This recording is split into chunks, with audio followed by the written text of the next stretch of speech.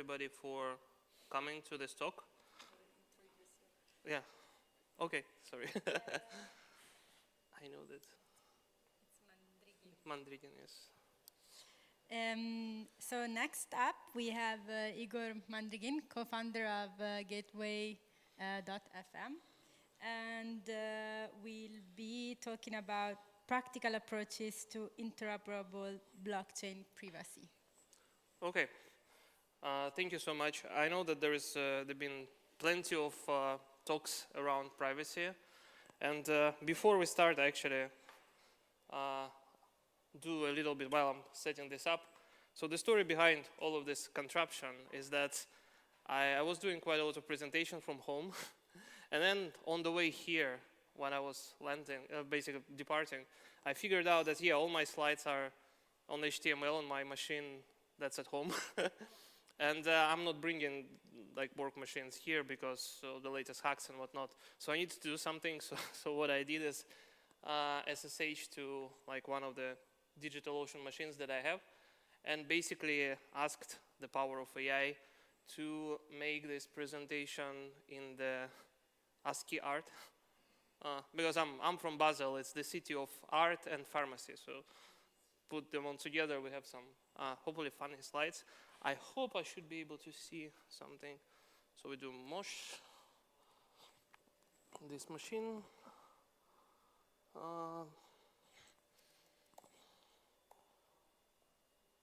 Let's try to see if the internet actually works. It is. I didn't update this machine for a while, so if there are hackers in the audience, you can try to exploit it in the meantime, but it doesn't have anything cool in it anyway. So let's see if it actually starts. But in the meantime, I'm Igor. I'm the CTO and co-founder of Gateway, and we are this. We've been through multiple phases. We started as a purely an RPC provider. Then after that, we basically joined as like a validators. We've been doing RPC for Gnosis. We've been doing validators for Gnosis. After that, we went much more into like roll-up as a service or L2 as a service business. And after that, we now are doing what we call an orchestration layer for blockchain services for enterprises. And enterprises is a very important word in the talk today. So what I'm going to talk about the privacy today is from enterprise lens and enterprise perspective. So yeah, let's try to launch this thing now. Okay. I actually prepared 2 decks for 2 talks today, so let's try to do it like this. So yeah, practical privacy. This is a little bit about me, so let's skip it. So again, there are different privacy use cases. We can make it bright for those who maybe it's better visible, but there are different privacy use cases, there are different tools with different trade-offs. Very, very important, the trade-offs are in privacy, because you cannot have the universal solution that fits everybody. So my token here, again, I'm talking through the enterprise lens. I'll talk a little bit about our solution, and then what I'll do is I'll try to kind of show my thinking behind it and show the landscape of the market of where, who is, and what are their trade-offs and stuff like that. So we developed this solution, we call it an open privacy proxy. And basically, it's a very specific RPC-based, role-based access controls with identity solution that basically sits in between your RPCs and your customer, that adds authentication and authorization to the RPC. And then it sits on top of like any EVM node that is possible to run right now. We tested it already on multiple chains, like we tested it on Pure Bezo, we tested it on OP, we tested it on Arbitrum, we tested it on Lineth, we tested it on CDK, so it's kind of quite universal in here. Again, as I said, any EVM.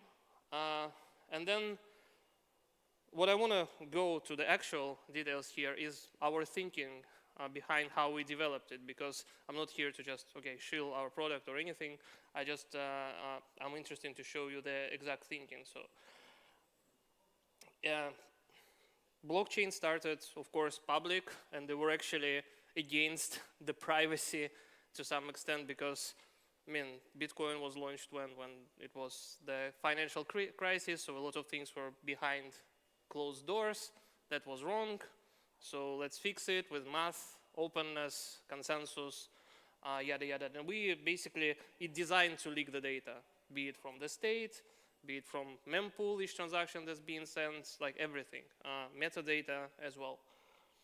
And there are a lot of people who can basically, if we set up like a threat model, there are multiple players who can basically watch some information. For example, we're starting from the customers, like Gnosis Pay, for example, since it's public, anybody can see balance of anybody's credit card there if they know the address, right? So it's all public. For other chains like on Ethereum, you see all the transactions and stuff like this on Bitcoin as well.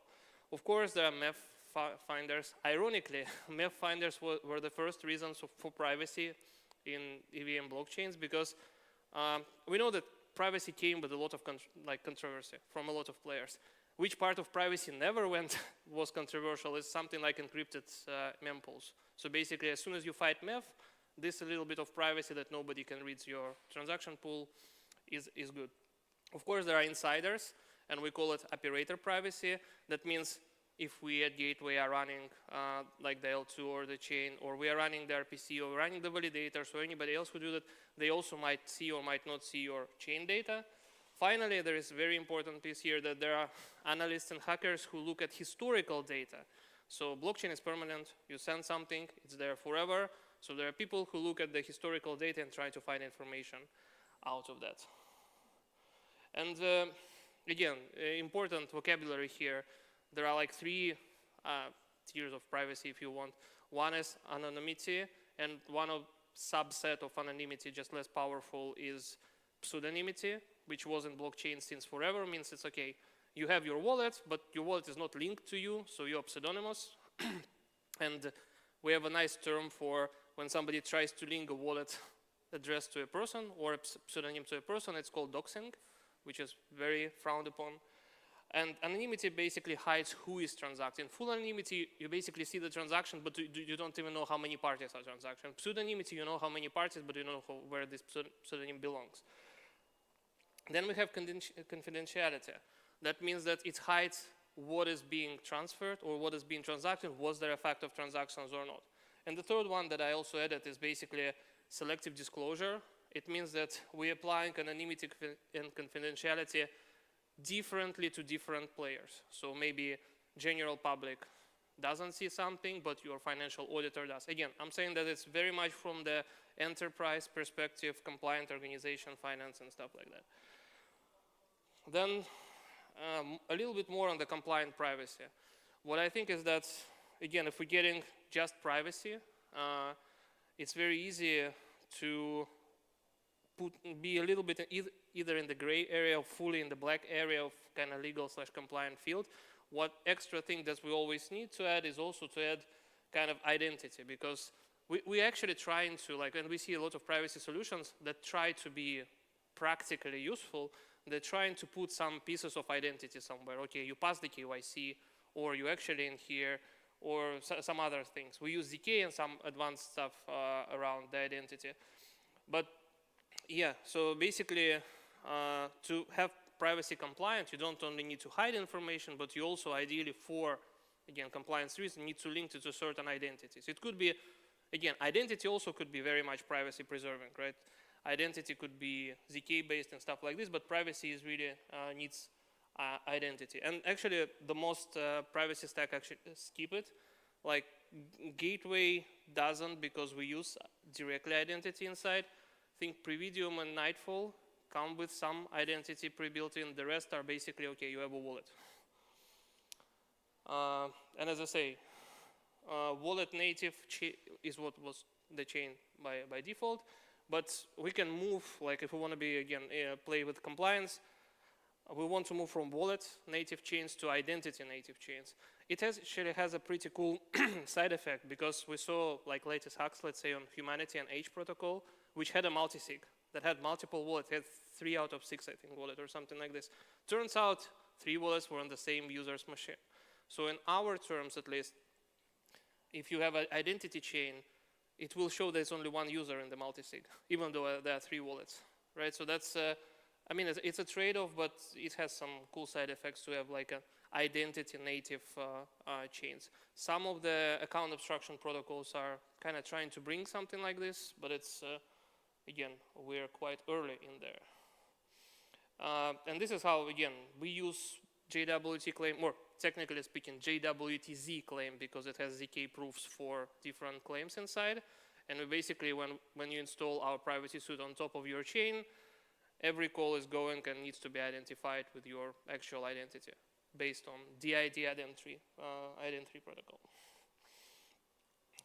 Yeah, and it basically makes it not only privacy, but we also call it like accountability layer. So sometimes it's not your goal to stop transactions. Sometimes your actual mandate is like just make sure you can disclose it to the auditors later if something weird is happening. So the goal sometimes is actually not to stop. I was actually in one interesting discussion and one procurement company of big enterprises that specifically had in the checklist something that was saying something along those lines that, okay, do you have a mode in your system that looks at all the compliance rules, and if they are broken, never stops the transaction but puts it like just aside, and it's still executed but puts a notification. I was like, okay, why do you want to do that?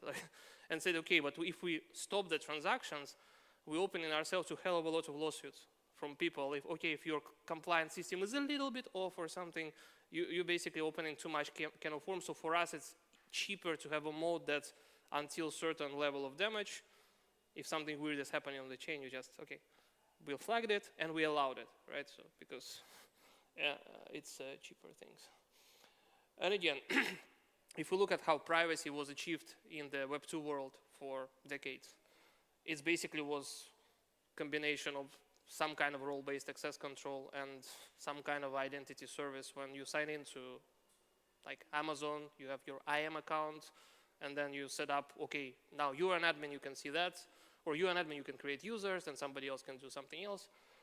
Developers can deploy things, users can read this data, your financial data is hidden from everybody except the financial team. So it's basically, and we also work on the least privilege and fail closed principles. That means that people only need to know basis on the chain, and also if something fails, it just closes information from everybody, so there are no accidental leaks. So it's all like ages old. So the goal for us, and for me in this thinking, was to bring it all basically on chain as closely as we could. Again, because our target is specifically enterprises. So if we look at the others, like also but two things, how you basically, privacy comes at some cost, right? It's not built in the chains right now, so you have two options. Like if you have an app on chain, you either change your app and basically you somehow rewrite your smart contracts, you introduce some FHE or ZK in them, or you in your app integrate some of the privacy services, or you change the chain in some way, shape, or form, right? So it could be, okay, you deploy another chain which has privacy, or you deploy an ad stack or something like this, or you put like our privacy suite or something like this. You need to do something. You cannot basically avoid this. And different solutions have different trade-offs on that. So the players, again, there is, of course, the original Zcash. Of course, there's Tornado as well, some OG players. Now there's AdStack being launched. There is Logos being built. Then there is Maiden that's close to mainnet, that also provides privacy. There is very enterprisey Nightfall 4, initially by EY, which is, they call themselves ZK rollups because it's covered by, basically, both bridging is protected by ZK and also operations inside are ZK. There is ZK Sync Previdium solution, which is very close to what we are doing in the ideas. There is Sama, which is probably the most famous FHE, full homomorphic encryption usage on chain. There's Hinkal protocol with this shielded pool. And again, we have our own solutions as well. So there's plenty, and this is just the main players. We have much more than that, and we had much more than that before. I had a friend actually who used to sit on one of my first jobs, like on the desk, like here, and then we lost contact for a while, and then like three years ago we met with him, and turns out he's in blockchain, and he's doing some privacy thing based on the ring signatures. Like it was very cool to to see some people there. Again, almost every privacy solution is basically follows the same architecture, if you think about it. So you have some kind of ways to deposit money into that. So your money is not minted inside this solution, or hope it, like Aztec is probably, or was it Zcash was probably the difference, but they also have some issues. Then you have your own application. Then you have some kind of off-chain domain where, because the information still needs to live somewhere, so this off-chain domain can be either inside your app, or it could be run by the operator or something like this.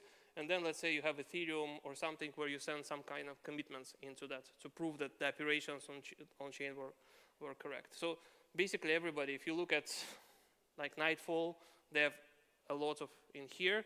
Then they have client and proposer that have off-chain domain and the app, and they have some kind of a bridge inside. If you look at our solution, basically you have your own chain, which you can think of off-chain domain. We have a bridge and ZK here, and we have the application that stores the keys. It's like everything follows the same.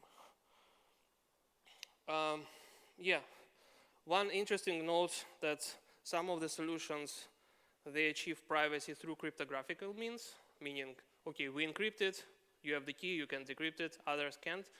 Others don't. Others, like us and let's say MIDA and some others, it's just purely a role-based access control means, okay, you just don't have this data, not even encrypted. You don't even have ciphertext.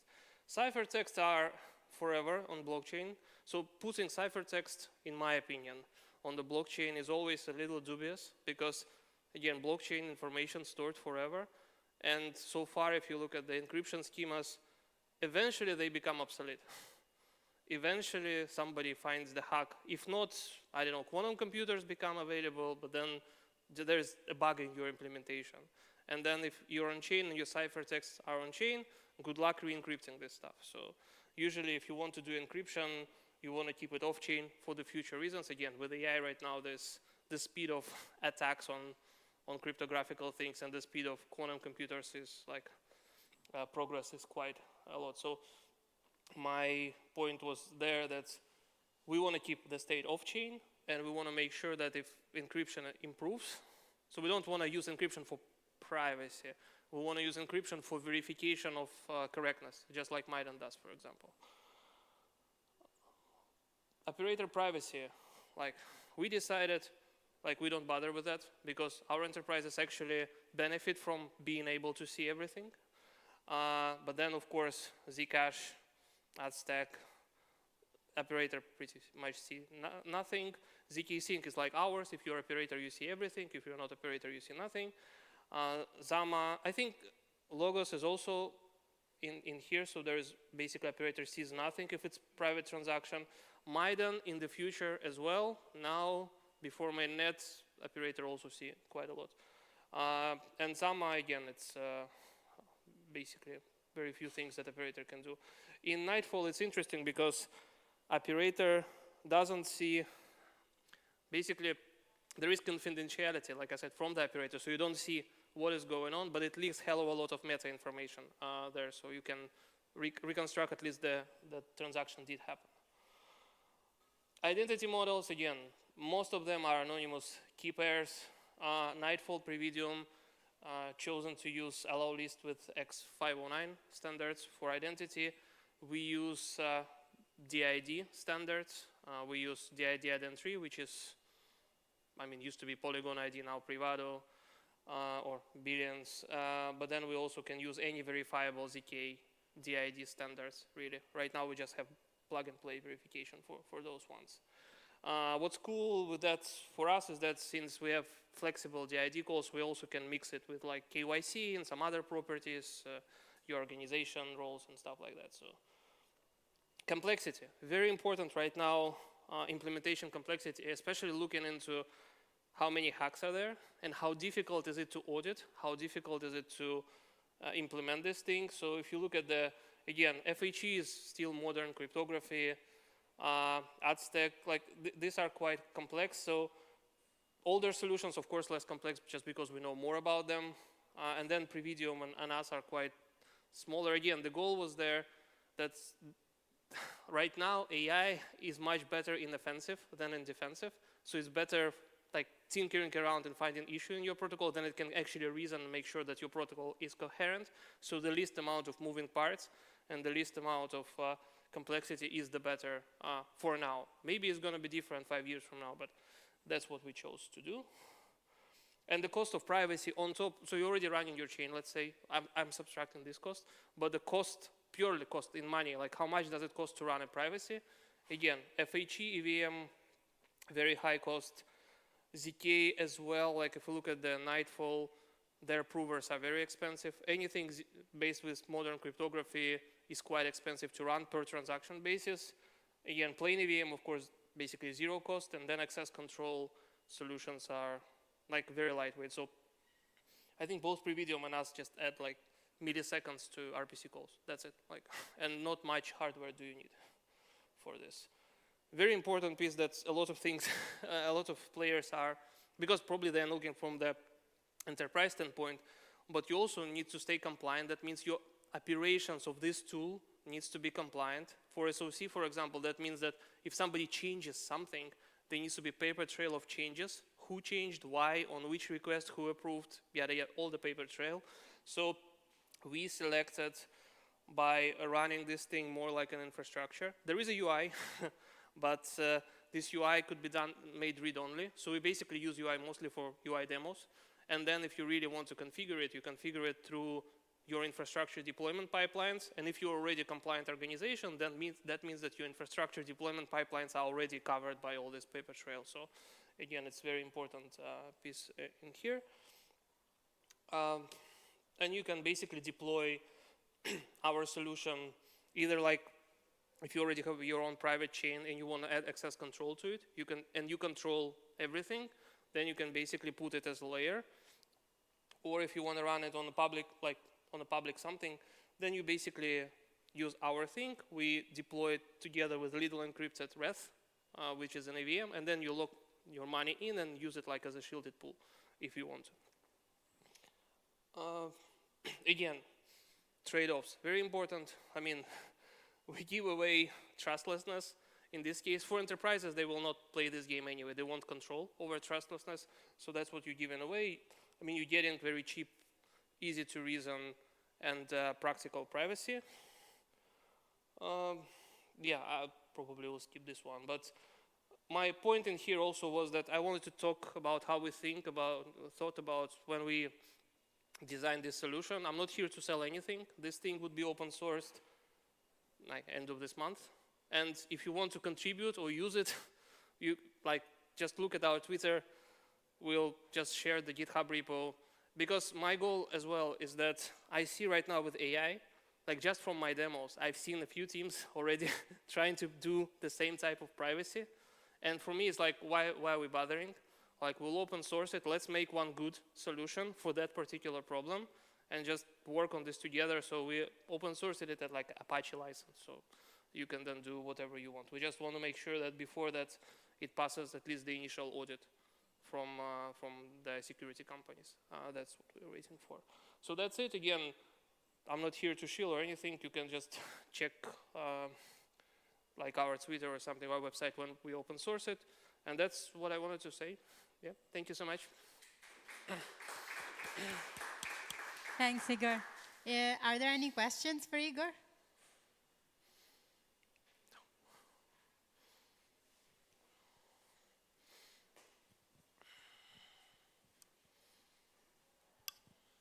So the reason you're using a zero knowledge proof for the access control layer, is it to hide who is making the query? What we basically are doing is you have this thing, right? And it's a black box. And you want to ensure security. And to ensure security, like the typical blockchain solution is, okay, we'll run validators and they will all re-execute and make sure that there is an economic incentive. An alternative to that is that ZK prover re-executes everything and then publishes the official proof to L1, which is not leaking any privacy, that everything that's happened in this blockchain happened according to the rule of the blockchain.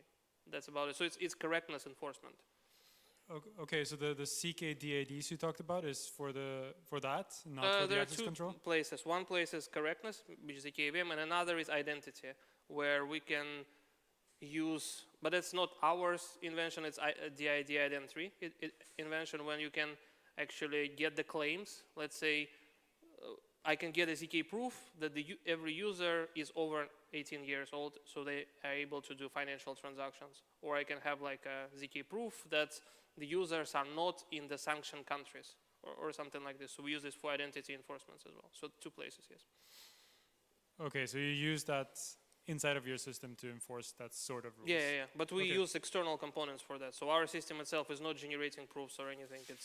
It uses verifier from IDN3, and it uses verifiers from, well, currently SP1, but in the future we want to move to ZISC as quickly as possible.